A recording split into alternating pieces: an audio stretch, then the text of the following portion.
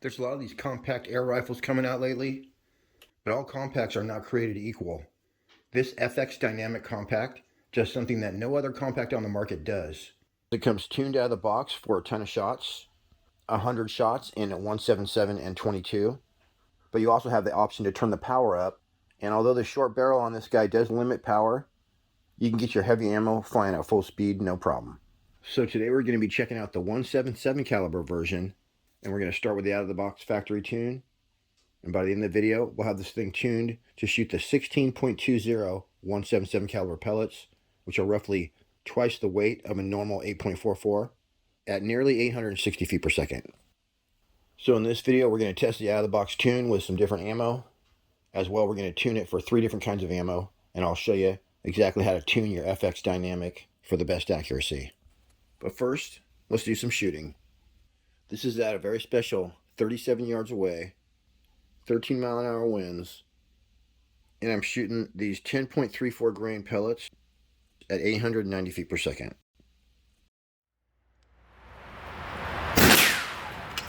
Child's play.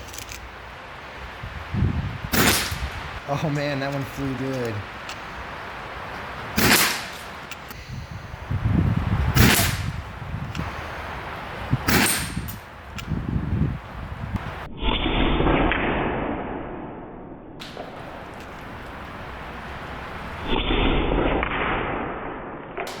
These bottle caps are almost cooler because they fly slowly.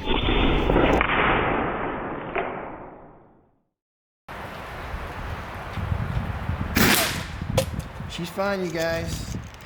We hit the quarter. Too much glue. We're getting some great flight patterns here. Didn't do much, but... Oh, this guy we can shoot in the head. He's cool. Whoa, look at that. He's a real tough guy. Yeah, he'll be fine. Not a mark on him. Oh my gosh, you guys, look at this one. That thing went freaking straight through with extreme prejudice. Holy crap, I love it. Boy, that's freaking straight trajectory too. And of course, I told you guys Smurfette's fine. She needs to get cleaned off a little bit though. She's been in a lot of videos. There's a lot of different FX rifles these days, and so the Dynamic in particular is all about power. Their full-size version shoots slugs like nothing else out there. So the Dynamic Plenum is actually over the barrel, and it offers incredible accuracy and consistent performance from shot to shot. And the Dynamic Block has a short impulse high power valve for efficient and effective use of air. This 48cc carbon fiber bottle is going to give you 100 shots per fill in 177 and 22 and 72 shots per fill in 25 caliber. So the Dynamic Block also sports the externally adjustable AMP MK2 regulator, but you've also got your macro and micro wheel adjustments for your hammer spring tension.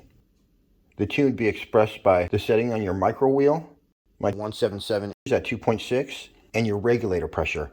My regulator out of the box is at exactly 100 bar. And we'll explain how to tune your Dynamic later on in this video. The out of the box pellet speeds on these is going to be 950 feet per second in 177, 890 feet per second in 22, and 890 feet per second in 25.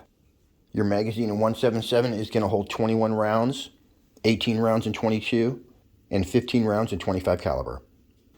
It is rated at 4 out of 5 on the loudness scale, but it has a 1/2 UNF threaded muzzle, so you can just take off your thread protector and install any standard 1/2 UNF LDC or moderator. The butt pad is adjustable up and down. It's got a traditional AR safety. Of course, that beautiful trigger, match grade trigger like on all FX guns. Adjustable, but I don't think you would ever need to adjust it. On top, we got a Picatinny rail with a 30 MOA decline. And as you can see, all down the fore end, we got all kinds of M-lock slots. As well, this is an Arca Swiss rail, which gives you basically a lot more stability than a Picatinny rail down there would do. You see these little jagged marks, basically at the end of the receiver and also under the barrel in the front. That's for PRS competitions, for actually gripping the wood barriers that you're shooting over. The tank is hot swappable. I did forget to mention the Dynamic has a new FX pistol grip, which is basically a hose style, soft rubber. Very nice. And that's pretty much it. You got a Foster fitting built right into the gun, so no fill probe required. And it runs off a 250 bar fill. So meow, let's get back to the shooting. Dang, that was a good 844 group at 37 yards, you guys. And then these two were the 10.34s. And keep in mind, this is 177. I don't have the best rifle rest going on. And it's windy today. So when I first got this out of the box, I just assumed it would be shooting the heaviest ammo. So I automatically took my heaviest ammo, the 1620s in 177. And I couldn't get my chronograph to work that day because it was raining. But I was getting horrible groups, and I just figured it was shooting them too fast. Turns out it was shooting them way too slow. My 16.20s were only going about 720 feet per second. So then I figured out that this is tuned to shoot the 8.44s at about 920 feet per second, and the 10.34s at about 890 feet per second. So 10.34s include the Hades and the FX Atomic. In 8.44, basically just have the domed. You can get JSB brand pellets or FX brand pellets. I think FX might shoot a little bit better, but I tested all my 10.4s, and my Dynamic definitely liked the FX Atomic the best. We're starting off right here with the 8.44s and 15 mile an hour winds. These are traveling at 920 feet per second. And right here, I just put a pellet in backwards.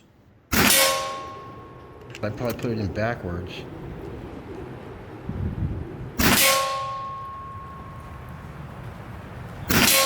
And we're looking good with these 8.44s, so let me just click down a little bit.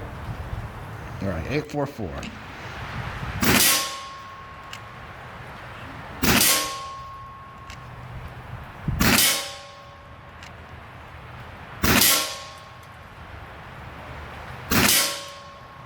Or it could be me. Let me try another official group, you guys.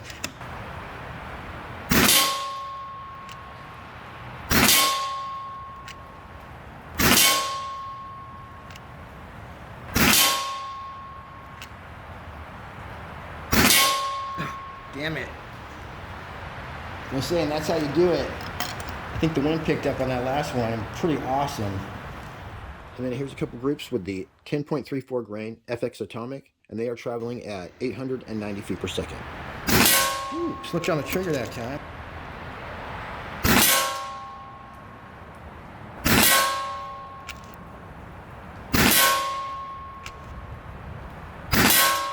Well, these are grouping well, so I think we found two pellets that this likes.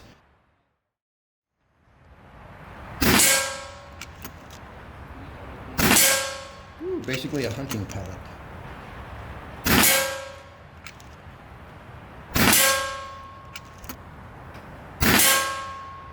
Dang, that's reliability right there. Keep going.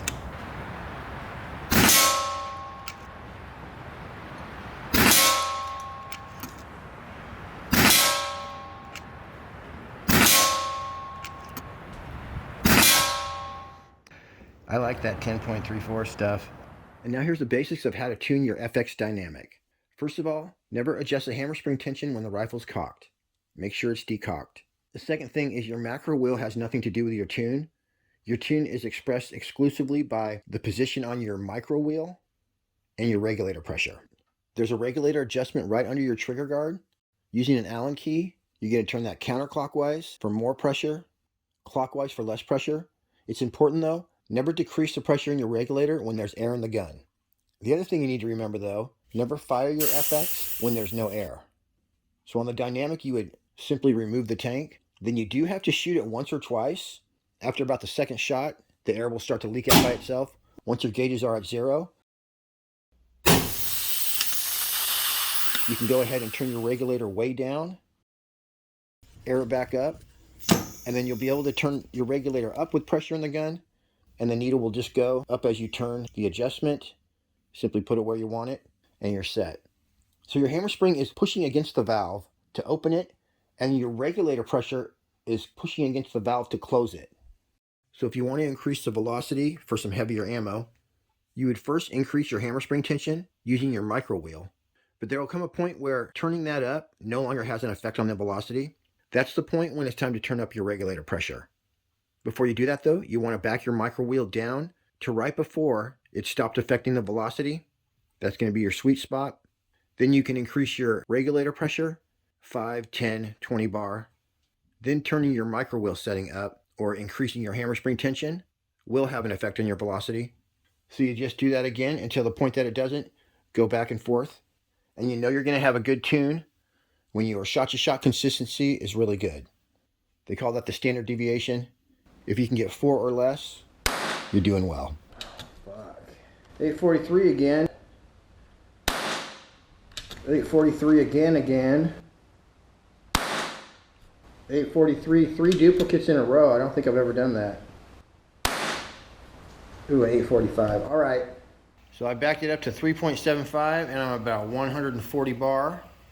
I might be able to coax another 10 or 20 FPS out of it, but actually I did have it to 860 at one point. But I'm happy with this because every shot is either 840, 843, or 844. So I think I got a pretty good balance going on. And now here's those 16.20s at 37 yards away.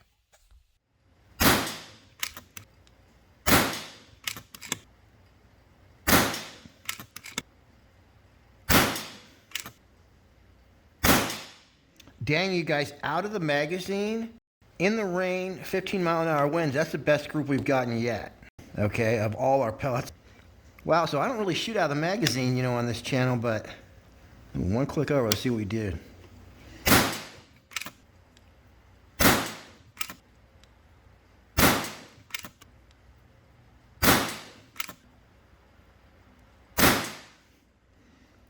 So there's a couple groups with a 16.20. And I'd say that was pretty good considering the conditions, which were raining and 15-mile-an-hour winds. Plus we're shooting a 177. And now I remember why I like to review 22 calibers, because although this gun did pretty good in these stormy conditions, the 22 would have done even better. By the way, I talked to a guy who has a 22 and he said that he has his 22 at 150 on the regulator and he's shooting some 30 grain slugs at 950 feet per second. All right, that's all I got for you on this one. Lots of great guns coming up. Till next week, though, happy shooting. We'll see you on the next one.